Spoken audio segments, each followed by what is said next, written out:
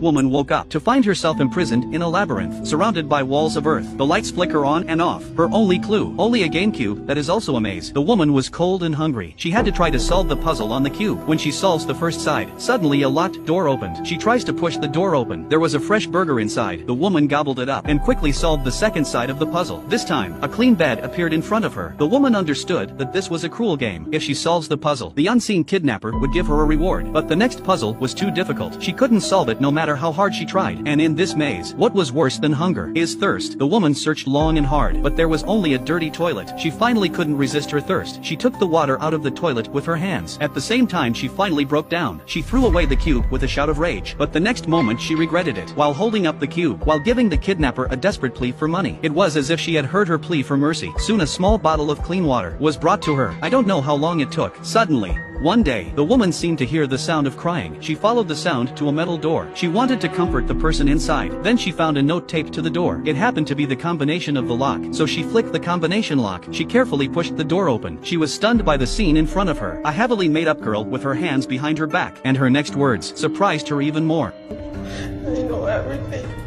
I am the game. You promised me. You sent me home after.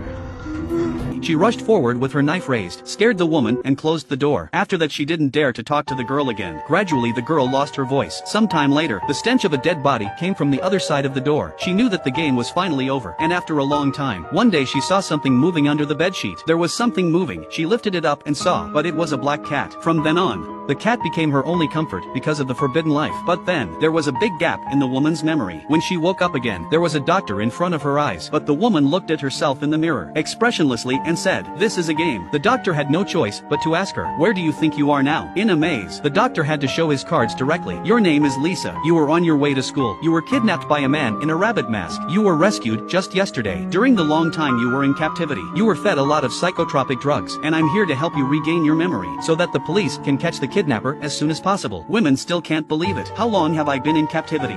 The doctor handed her a picture. Sam, you were kidnapped 15 years ago. Looking at her young self in the photo, the woman finally began to cooperate, slowly recounting her fractured memories. The doctor listened quietly until she got to the cat, but the doctor interrupted her. Are you sure there really was a cat? What do you mean that I made it up? Seeing that Lisa was getting angry, the doctor had to suggest, "Why don't you unbutton? Let's see your stomach." He also turned around as a gentleman and said, Lisa half-heartedly did as she was told. There was a scar on her stomach from a C-section. Memory flashed back again. It was not a cat she saw back then, but a baby. This whole house are pictures of missing children. Most of them have never been found again. This old man is a private detective. 15 years ago, the parents of a girl came to him and begged him. He took the money, but failed to find the girl. 15 years later, his heart condition was terminal. He wanted to do one last thing before he died, to keep his promise back then. And now his only clue is the kidnapper, wearing a giant rabbit head mask. So he came to this archive center. The staff told him, decades ago, there was a boy who had disappeared for 3 days. It is said that after he was recovered, he started to slaughter rabbits for fun. The detective followed this clue, found the boy's adoptive mother. Who knows, the foster mother told him something even more terrible. Perché spesso vengono rinchiusi in tane sotterranee, ma ormai non sono più loro. And then, the foster mother took the detective to the basement. She handed him a rabbit comic. The comic looked very ordinary, but the detective did not notice. The foster mother had already raised the cane behind his back.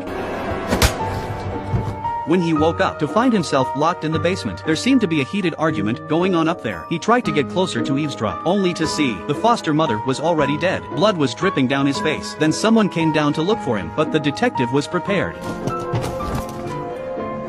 He took this opportunity. He ran out of the basement. In a panic, he only took the car keys, and in the shadow of the lights, there was a rabbit mask. So the little boy back then is now the rabbit-headed man. The detective took the rabbit cartoon, found a collector. This man took out a mirror. Instantly, the seemingly ordinary comics revealed their true faces, but it was the face of a demon. The collector's advice to him was, stop as soon as possible and get as far away as possible. The detective was not convinced, but when he got home, tragedy struck. His wife was not breathing. It turned out that he had just left his phone and wallet behind. The murderer was one step ahead of him, killed his family to silence them. The detective was devastated. Just then, he saw someone in the bathroom, pulled open the curtain to see. It was the man with the rabbit's head. He ordered him to take off his mask. He did so. It was a man who was fighting for his life. The man had been seriously injured. He said that the murderer was his childhood friend. He had a very distinctive birthmark on his face. The detective immediately rushed to the home of the man with the birthmark. But while he was waiting, he had a heart attack. At that moment, the man with with the birthmark appeared, told him that the boy with glasses was the rabbit-headed man he had been looking for. The detective suddenly woke up when the rabbit-headed man found out that he was investigating a kidnapping case. He stabbed himself on purpose. He played the drama of misery. The truth finally came out, but the detective's life also came to an end. In the hospital resuscitation room, he left a tape of key evidence, and the murderer.